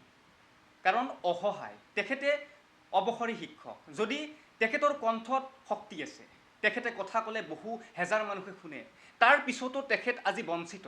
কিন্তু আপোনালোকে যি ক'ব খোজে যে আমাৰ ৰাইজৰ চৰকাৰ, ৰাইজৰ দ্বাৰা গতিকে যিসকল সমাজত অশিক্ষিত দৰিদ্ৰ আপোনালোকে যি বিনামূলীয়া চাউল অৰুণোদয় আঁচনিৰে সমাজখনক দিব বিচাৰিছে সেইবিলাকৰ যেতিয়া দুৰৱস্থা আহিব, যেতিয়া বেমাৰত পৰিব, তেতিয়া তেওঁলোকে কি কৰিব? যদি জিতেন শৰ্মা ডাঙৰীয়াই আজি এনেকৈ কাটৰ আহ্বান কৰিছে এটা পেঞ্চনৰ কাৰণে আৰু তেওঁ চৰকাৰৰ ওচৰত ভিক্ষা খোজা নাই, তেখেতৰ জীৱনৰ বহু সময় বহু বছৰ চৰকাৰৰ অৰ্থাৎ এজন শিক্ষক হিচাপে কাম কৰিছিলে আৰু তাৰ প্ৰাপ্যখিনি যি আপোনালোকে পেঞ্চন হিচাপে দিছে সেইটোহে আপোনালোকক বিচাৰিছে। গতিকে আমি অনুৰোধ জনাম আমাৰ আজি অনুষ্ঠানৰ যোগেদি যে অকল জিতেন শৰ্মা ডাঙৰীয়া বুলিয়ে নহয়, আমি জিতেন শৰ্মা ডাঙৰীয়াক আজি অনুষ্ঠানত পাইছোঁ কাৰণে তেখেতৰ কথাখিনি ক'ব বিচাৰিছোঁ, কিন্তু এনেকৈ হেজাৰ হেজাৰ চাকৰিৰ পৰা অৱসৰী শিক্ষকে হওক বা বিভিন্ন পদবীৰ পৰা বঞ্চিত হৈ আছে। গতিকে আপুনি যিখিনি কথা কয় সেই কথাখিনি যদি কামত অকণমান হ'লেও আপোনালোকে ৰূপায়িত কৰে তেতিয়াহ'লে নিশ্চয় সমাজখন আকৌ আগবাঢ়ি যাব, আকৌ আপোনাক ভাল দৃষ্টিৰে চাব। আপোনাক মই ক'ব বিচাৰোঁ আপোনাৰ যিটো দাবী বুলিয়ে ক'ব বিচাৰোঁ, কাৰণ এজন পিতৃ হিচাপে আপুনি কৈছে যে আপোনাৰ পত্নী ঢুকাইছে, এখন ঘৰত মহিলাগৰাকীক অৰ্থাৎ মূল ঘৰখন চলাই নিবলৈ মহিলাগৰাকীয়ে নিশ্চয় ঘৰখন ধৰি ৰাখে। গতিকে প্ৰায় 4-5 বছৰ হ'ল আপোনাৰ পত্নী ঢুকুৱা, 3 বছৰ, 3গৰাকী আপোনাৰ সন্তান, আপুনি নিশ্চয় কেতিয়াও মাতৃৰ অভাৱ হ'বলৈ দিয়া নাই, কাৰণ আপোনাৰ ছোৱালীকেইজনে দেখুৱাই দিছে তেওঁলোকৰ ৰিজাল্টেই হওক বা তেওঁলোকৰ সমাজত যিটো বৰ্তমান আগবাঢ়ি গৈছে। গতিকে এই ক্ষেত্ৰত কেতিয়াবা আপুনি অকলশৰীয়া অনুভৱ কৰিছেনে? মই কেতিয়াও অকলশৰীয়া অনুভৱ কৰা নাই। মই মোৰ ছোৱালীকেইজনীক লৈ মই গৰ্বিত এগৰাকী পিতৃ হিচাপে। মোৰ ছোৱালীকেইজনী, সৰু ছোৱালীজনীও বিগত হায়াৰ ছেকেণ্ডেৰী পৰীক্ষাত 88% লৈ আপোনালোকৰ আশীৰ্বাদত পাছ কৰিছে হায়াৰ ছেকেণ্ডেৰী। মেট্ৰিকতো মাতৃ ঢুকোৱাৰ 5 মাহ পিছতে তেওঁ পৰীক্ষা দিছিলে, 5 মাহ পিছত HSLC দি তেওঁ 90ৰ ওপৰত পাইছিলে নম্বৰ, আৰু এতিয়া তেওঁ গুৱাহাটী বিশ্ববিদ্যালয়ত LLB পঢ়ি আছে। গতিকে ছোৱালীকেইজনী, ডাঙৰজনী যোৰহাটত আছে কৈছোঁৱেই মই, গতিকে ছোৱালীকেইজনীয়ে বহুতখিনি মোক ছাপোৰ্ট দিছে। এগৰাকী পিতৃক তেওঁলোকে যেনেকৈ ছাপোৰ্ট দিছে, তেওঁলোকৰ ফালৰ পৰা তেওঁলোকৰ যে মাতৃবিয়োগ, মোৰ পত্নী বিয়োগ হৈছে তেওঁলোকৰ দৃষ্টিত, আৰু মোৰ দৃষ্টিত তেওঁলোকৰ মাতৃবিয়োগ হৈছে। মই তেওঁলোকক মাতৃবিয়োগ হোৱাৰ যিটো বেদনা, যিটো অভাৱ, সেইটো অনুভৱ কৰিবলৈ দিয়া নাই যিমানখিনি পাৰোঁ, আৰু তেওঁলোকে মোৰ পত্নী বিয়োগ হোৱাৰ যিটো অভাৱ, যিটো বেদনা, সেইটো তেওঁলোকে মোক অনুভৱ কৰিবলৈ দিয়া নাই। এগৰাকী ছোৱালী কিমানখিনি ভাল, এগৰাকী ছোৱালী কিমানখিনি ভাল হ'ব পাৰে, এগৰাকী ছোৱালী কিমানখিনি বটবৃক্ষৰ দৰে নিজৰ দেউতাকক মাকক চাহ দিব পাৰে, মই পৃথিৱীত বেলেগ ছোৱালীবিলাক কিমান ভাল মই সেই কথাটো নাজানো। পৃথিৱীৰ প্ৰতিগৰাকী ছোৱালীয়ে, প্ৰতিগৰাকী পিতৃ মাতৃৰ সেই সপোন, সেই মনোমোহা সপোনবিলাক, ছোৱালীৰ ৰূপত অহা সেই মনোমোহা সপোনবিলাক প্ৰস্ফুটিত হৈ উঠক, তেওঁলোকক চাহ দিয়ক, তেওঁলোকক মৰম দিয়ক, চেনেহ দিয়ক, সেইটো মই কামনা কৰাৰ লগে লগে মোৰ ছোৱালীকেইজনী কিমানখিনি ভাল, পিতৃৰ বাবে কিমান মূল্যৱান, মাতৃৰ বাবে কিমান মূল্যৱান, সেইটো তেওঁলোকে দেখুৱাই দিছে। তেওঁলোকে নিজৰ পঢ়া শুনাৰ সমান্তৰালকৈ মোৰ সকলো সময়তে খবৰ ৰাখিছে, আৰু ময়ো তেওঁলোকৰ মাতৃহাৰা হোৱাৰ যিটো বেদনা, মাতৃহাৰা হোৱাৰ যিটো অভাৱ, সেইটো মই কেতিয়াও তেওঁলোকক মই অনুভৱ কৰিব দিয়া নাই। মই সদায় তেওঁলোকক এগৰাকী মাতৃ আৰু এগৰাকী পিতৃৰ দায়িত্বৰে তেওঁলোকক মই জীৱনৰ বাটত আগবঢ়াই নিবলৈ চেষ্টা কৰিছোঁ। তেওঁলোক আজি আপোনালোকে জানি ভাল পাব, চিত্ৰবিদ্যা, গীতত তেওঁলোকে সমান্তৰালভাৱে তেওঁলোকে বিভিন্ন প্ৰতিযোগিতাত তেওঁলোকে যোগদান কৰে।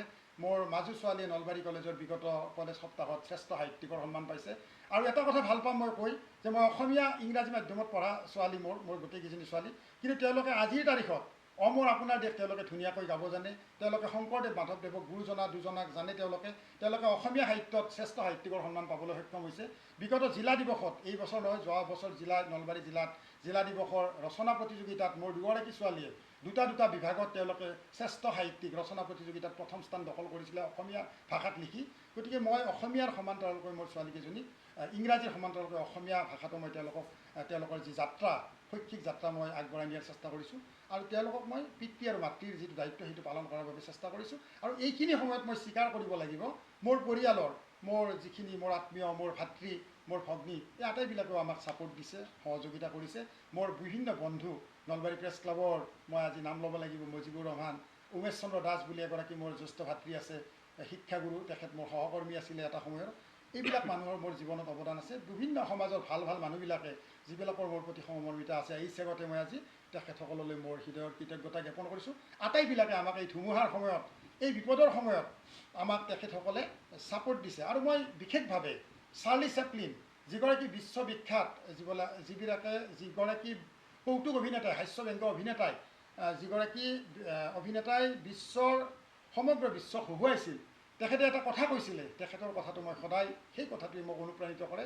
তেখেতে কৈছিল যে আই ৱাকিং in the rain so' no' one can see tears in my eyes, অৰ্থাৎ মই বৰষুণত তিতি খোজকাঢ়ি ভাল পাওঁ, মই বৰষুণত খোজকাঢ়ি ভাল পাওঁ যাতে মোৰ চকু পানীবিলাক কোনেও দেখা নাপায়। চাৰ্লি চেপলিনে কৈছিল, এইকাৰণে কৈছিল, হয়তো সমগ্ৰ বিশ্বক হহুৱাবলৈ চেষ্টা কৰা যিগৰাকী ব্যক্তিক চেলুলয়েডত দেখা পোৱাৰ লগে লগে মানুহৰ হাঁহি উঠিছিল, সেইগৰাকী ব্যক্তিক হয়তো হৃদয়ৰ কোনোবাখিনিত দুখৰ সাগৰে তাত দোলা দিছিল, আৰু সেই দুখৰ সাগৰে দোলা দিয়া সাগৰৰ প্ৰত্যাহ্বানক তেওঁ একাষৰীয়া কৰি থৈ তেওঁ মানুহক হহুৱাবলৈ সক্ষম হৈছিল। তেওঁৰ দুচকুতো হয়তো চকু পানী আছিল। যদি চাৰ্লি চেপলিনে দুখৰ সাগৰত সাঁতুৰি নাদুৰি তেওঁ মানুহক হহুৱাব পাৰে, তেতিয়াহ'লে মোৰ দৰে এগৰাকী সাধাৰণ ব্যক্তিয়ে কিয় দুখৰ সাগৰত সাঁতুৰি দুখৰ প্ৰত্যাহ্বানৰ মাজত চলি মই জীৱনৰ যুদ্ধত আগবাঢ়িবলৈ চেষ্টা কৰিব নোৱাৰোঁ। গতিকে সেই কথাটোৱে মোক যথেষ্ট অনুপ্ৰাণিত কৰিছিল। আৰু ডক্টৰ নিৰ্মল প্ৰভা শৰ্মা বৰদলৈ বাইদেউ, যিগৰাকীক সৰস্বতী বুলি কোৱা হয় অসমীয়া সাহিত্যৰ, তেখেতৰ জীৱন বৰ অনুপম 428 পৃষ্ঠাৰ এখন গ্ৰন্থ, মহামূল্যৱান গ্ৰন্থ। সেই গ্ৰন্থখনৰ প্ৰতিটো পৃষ্ঠাত তেখেতে লিখিছিল জীৱনক কেনেকৈ সজাব পাৰি, জীৱন ভাঙি যোৱাৰ পাছত, ধুমুহাই তছনছ কৰাৰ পাছত, প্ৰত্যাহ্বানে তছনছ কৰাৰ পাছতো জীৱনক কেনেকৈ সজাব পাৰি, জীৱনক কেনেকৈ ৰঙীন কৰিব পাৰি, জীৱনক কেনেকৈ মনোমোহা কৰিব পাৰি, সেই গ্ৰন্থখনত তেখেতে লিখিছিল। আৰু সেই কিতাপখন এতিয়ালৈকে মই 5বাৰমান পঢ়িলোঁ, আৰু কিতাপখনৰ প্ৰতিটো পৃষ্ঠাই মোক জীৱনৰ বাটত আগবাঢ়ি গৈ জীৱনক মনোমোহাৰ ৰূপত সজাবলৈ যি অবিৰত চেষ্টা, সেই চেষ্টা কৰিবলৈ মোক সাহস আৰু প্ৰেৰণা যোগাইছে। আৰু এইবিলাকক মূলধন কৰি মই জীৱন যুদ্ধত মোৰ ছোৱালীকেইজনীক লৈ আগবাঢ়িবলৈ চেষ্টা কৰিছোঁ। সঁচাকৈ ভাল লাগিল। তেখেতৰ পৰিয়ালত বৰ্তমান তেখেত আৰু 3জনী ছোৱালী। ছোৱালীৰ যি সফলতা তাত মাতৃ পিতৃৰ সদায় সুখ নিহিত হৈ থাকে। গতিকে এজন সফল সন্তানৰ পিতৃ হিচাপে আজি তেখেতে গৌৰৱবোধ কৰিছে। আমাৰো ভাল লাগিছে। আশা কৰোঁ তেখেতৰ সন্তানৰ ভৱিষ্যত একোটা ভাল হওক, আগবাঢ়ি যাওক, সমাজৰ পক্ষে কাম কৰক। কথা দীঘলীয়া হয়। তেখেতো বৰ্তমান ব্যস্ত মানুহ। আমাৰ নলবাৰীৰ প্ৰেছ ক্লাবতো তেখেতৰ এখন বৰ্তমান মিটিং আছে। এইখিনি সময় দিয়াৰ বাবে বহুত বহুত ধন্যবাদ। শেষত আমি এটি অন্তিম প্ৰশ্নৰে তেখেতৰ পৰা আজি বিদায় মাগিম, কাৰণ জিতেন শৰ্মা ডাঙৰীয়া সাধাৰণ বুলি ক'লেও এজন অসাধাৰণ ব্যক্তিত্বৰ অধিকাৰী। তেখেতৰ লগত কথা ক'লে প্ৰায় কথা শেষ নহ'ব। গতিকে আমি শেষত এটাই প্ৰশ্ন কৰিব বিচাৰিছোঁ, যিহেতু আপুনি এগৰাকী সংবাদকৰ্মী, প্ৰায় 3টা দশক ধৰি আপুনি বিভিন্ন কাকতত সাংবাদিকতা কৰি আহিছে। গতিকে যিবিলাক নতুনকৈ সাংবাদিক আহিব, কাৰণ সাংবাদিকৰ কোনো সময় নাথাকে, কেতিয়া আহিব, কোনোবাই পঢ়িছে, কোনোবাই পঢ়া নাই, নিজৰ ব্যক্তিত্বক লৈ আহিব। গতিকে তেওঁলোকক আপুনি কি উপদেশ দিব? আহিবলৈ ক'ব নে নালাগে তোমালোক আহিব? নিশ্চয় আহিব লাগিব। আমাৰ সমাজখনক যদি নিকা কৰিব লাগে, সাংবাদিকতাৰ ক্ষেত্ৰখন এটা ৰণাংগন, সমাজক নিকা কৰা এক জুইশাল। সেই জুইশালত সমাজৰ আৱৰ্জনাবিলাক, সমাজৰ কলুষিতাবিলাক, যিবিলাক আৱৰ্জনা, যিবিলাক জাবৰ, সেই জাবৰবিলাক যদি আমি ভস্মীভূত কৰিব লাগে, আমি যেনেকৈ জাবৰ ভস্মীভূত কৰাৰ কাৰণে আমাৰ অগ্নিৰ প্ৰয়োজন হয়, সাংবাদিকতাৰ ক্ষেত্ৰখন এটা অগ্নিকুণ্ড বুলি মই ভাবোঁ। আৰু সেই অগ্নিকুণ্ডতকৈ কোনো ভাল ক্ষেত্ৰ নাই সমাজখনক নিকা কৰাৰ কাৰণে, সমাজখনক পৰিষ্কাৰ কৰাৰ কাৰণে। আপুনি সাংবাদিকতাৰ ক্ষেত্ৰখনত আহক, নতুন প্ৰজন্ম আহক, আৰু তেওঁলোকে সাংবাদিকতাৰ ক্ষেত্ৰখনত আহি তেওঁলোকৰ আশে পাশে থকা সেই জাবৰবিলাক, সেই অপৰিষ্কাৰ ক্ষেত্ৰবিলাক তাত জাপি দিয়ক, পৰিষ্কাৰ কৰক, আৰু পুৰি উজ্জ্বল হোৱা সোণৰ দৰে আমাৰ সমাজখনক নতুনকৈ গঢ়ি তোলক।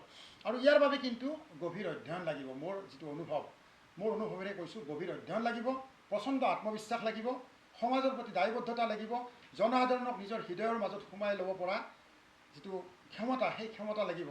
এগৰাকী ই ৰিক্সা চালকো আমাৰ বুকুৰ আপোন হ'ব লাগিব। এগৰাকী ব্ৰইলাৰ মাংস বেচা হয়তো ক্ষুদ্ৰ ব্যৱসায়ীও আমাৰ বুকুৰ আপোন হ'ব লাগিব। যদু মধু নদাই ভদাই আমি কাকো কেতিয়াও আণ্ডাৰ ইষ্টিমেট কৰিব নালাগিব। আমাৰ গাঁৱৰ প্ৰতিগৰাকী ব্যক্তি যিবিলাকে আমাৰ মুখলৈ চাই থাকে, আমাৰ পৰা কিবা এটা পোৱাৰ আশা কৰি থাকে, তেওঁলোককো আমি চাব লাগিব। আৰু সমাজৰ মধ্যবিত্ত, নিম্ন মধ্যবিত্ত, তেওঁলোকক চাব লাগিব। আৰু সমান্তৰালভাৱে সমাজখনক ধ্বংস কৰি থকা সেই তথাকথিত বৰ মানুহবিলাককো আমি চাব লাগিব। আমাৰ সূক্ষ্ম নজৰত তেওঁলোকক ৰাখিব লাগিব। আৰু তেওঁলোকৰ প্ৰতিটো পদক্ষেপক আমি সূক্ষ্মভাৱে পৰ্যবেক্ষণ কৰি তেওঁলোকে কৰা বেয়া কামবিলাক আমাৰ জনসমাজত, বৃহত্তৰ সমাজখনৰ আগত উদঙাই দিব লাগিব। তাৰ কাৰণে কিন্তু আমি লোভৰ পৰা মুক্ত হ'ব লাগিব। আমি যদি লোভৰ বশৱৰ্তী হওঁ, আমি কেতিয়াও সেই কাম কৰিব নোৱাৰোঁ। কাৰণ নিজে যদি দুৰ্নীতিত নিমজ্জিত হওঁ, আমি কেতিয়াও দুৰ্নীতিৰ কথা আঙুলিয়াই ক'ব নোৱাৰোঁ। আজি মই ক'ব পাৰিছোঁ, মই অন কেমেৰা কেনেকৈ ক'ব পাৰিছোঁ, আপোনালোকে সেইটো মোক প্ৰশ্ন কৰিব পাৰে। 33 বছৰীয়া বা 32 বছৰীয়া সাংবাদিকতাৰ কৰাৰ পাছত, সাংবাদিকতাৰ ক্ষেত্ৰখনত থকাৰ পাছত মই অন কেমেৰা কেনেকৈ ক'ব পাৰিছোঁ যে মই আজিও কৈছোঁ আপোনালোকৰ এই সন্মানীয় চেনেলৰ জৰিয়তে, জিতেন শৰ্মাই, মই টকা পইচাৰ কথা নকওঁ, বঁটা বাহনৰ কথা নকওঁ, মই চাকৰিৰ কথা নকওঁ, মই মোৰ ছোৱালীৰ এডমিশ্যনৰ ক'ৰবাত মই কিবা 2 নম্বৰী ৰাস্তা লোৱা বুলি নকওঁ, এটা কলম, এটা 10 টকাৰ কলম সাংবাদিকতাৰ দোহাই দি যদি কাৰোবাৰ পৰা লোৱা বুলি কোনোবাই প্ৰতিষ্ঠা কৰিব পাৰে, মই অহাকালিয়ে সাংবাদিকতাৰ ক্ষেত্ৰখনৰ পৰা নিজে সন্যাস ল'ম। গতিকে এই যিটো মানসিক দৃঢ়তা, এই দৃঢ়তাটো নতুন প্ৰজন্মৰ থাকক মই আশা কৰিছোঁ।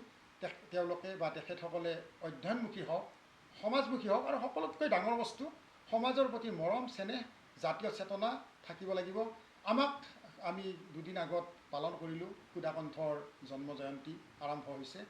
সুধাকণ্ঠই আমাক সদায় কৈছিল যে গোলামী ত্যাগ কৰা, গোলামী ত্যাগ কৰিবলৈ কৈছিল, স্বাভিমানী হ'বলৈ কৈছিল, নিজৰ যিটো জাতীয়তা বোধ তাক বিসৰ্জন দিবলৈ মানা কৰিছিল, সঁচাক সঁচা বুলি ক'বলৈ সাহস গোটাব কৈছিল, মিছাক মিছা বুলি ক'বলৈ সাহস গোটাব দিছিল। কিন্তু আমি দেখিছোঁ দুৰ্ভাগ্যজনকভাৱে আমি যেন অসমীয়া জনসাধাৰণ, অসমীয়া জাতি ক'ৰবাত নহয় ক'ৰবাত সুধাকণ্ঠৰ সেই মুখ নিঃসৃত অমৃতবাণীৰ পৰা আমি ক'ৰবাত নহয় ক'ৰবাত যেন আঁতৰি আহিছোঁ। আমি কেৱল তেওঁৰ জন্ম শতবাৰ্ষিকী পালন কৰি যেন আমাৰ দায়িত্ব পালন কৰিছোঁ। কলাগুৰু বিষ্ণু ৰাভাৰ কথাবিলাক যেন আমি পাহৰিছোঁ, যিগৰাকীয়ে 2500 বিঘাৰ মাটিৰ অধিকাৰী হোৱাৰ পাছতো, এজন মানে ৰাজকীয় পৰিয়ালত জন্মগ্ৰহণ কৰাৰ পাছতো যিয়ে জীৱনত সন্যাস ব্ৰত গ্ৰহণ কৰিছিল দুখীয়া দৰিদ্ৰ নিপীড়িত জনগণৰ মুক্তিৰ বাবে।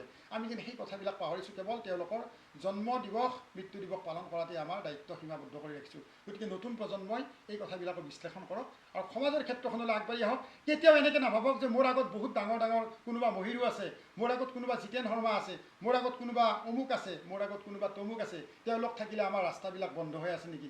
ৰাস্তা কেতিয়াও বন্ধ হৈ নাথাকে, ৰাস্তা সকলোৰে সন্মুখত আছে। কেৱল ৰাস্তাটোৰ আগলৈ যোৱাৰ বাবে ৰাস্তাটোত থকা বাধাখিনি নিজৰ দুখন হাতেৰে আগুৱাই ৰাস্তাটোৰ বাধাখিনি আঁতৰাই দিয়াৰ যিটো মানসিক দৃঢ়তা, সেই দৃঢ়তাটো ল'ব লাগিব। আৰু তাৰ কাৰণে দেশপ্ৰেম, জাতীয় প্ৰেম, সমাজপ্ৰেম, সমাজমুখী চিন্তা আৰু অধ্যয়নৰ গভীৰ প্ৰয়োজন হ'ব। আৰু সেইখিনি লৈ মই প্ৰতিগৰাকী সাংবাদিক সতীৰ্থ বন্ধুক এই যাত্ৰালৈ, এই মহাযাত্ৰা, মই যাত্ৰা বুলি নকওঁ, এই মহাযাত্ৰালৈ মোৰ ফালৰ পৰা স্বাগতম জনাইছোঁ। চৰৈৱতী আপোনালোক আগবাঢ়ি আহক, সমাজখনক এখন ধুনীয়া সমাজলৈ ৰূপান্তৰিত কৰক। সঁচাকৈ শৰ্মা ডাঙৰীয়াক বহুত বহুত ধন্যবাদ। তেখেতে আমাক এইখিনি সময় দিয়াৰ বাবে। যথেষ্ট অভিজ্ঞতা সম্পন্ন এগৰাকী ব্যক্তি তেখেত। আমি আশা কৰিম সংবাদ জগতখনত তেখেতে বটবৃক্ষ হৈ আমাৰ দৰে বা নতুন প্ৰজন্ম যি সাংবাদিকতা জগতলৈ আহে তেওঁলোকক তেখেতে আশীষ দিয়ক। গতিকে আজি আমাক সময় দিয়াৰ বাবে আকৌ এবাৰ ধন্যবাদ জনাই আমাৰ আজিৰ বিশেষ অনুষ্ঠান আলোকপথ ইমানতে সামৰি মাৰিছোঁ। ধন্যবাদ। অসম 360 খবৰ যি সদায় আপোনাৰ লগত থাকে।